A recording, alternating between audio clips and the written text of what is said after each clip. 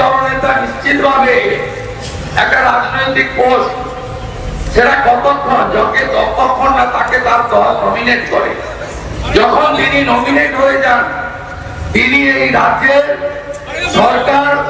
সরকারি দলের দ্বারা পীড়িত যে দলেরই লোকজন, যে বর্ণ ধর্ম সম্প্রদায় যারই হন, তার পাশে দাঁড়ানো, তার হয়ে সোচ্চার কণ্ঠে তার সাথে দাঁড়ানো বিধানসভার ভিতরে এবং বাইরে, এরই নাম হলো বিরোধী দলনেতা।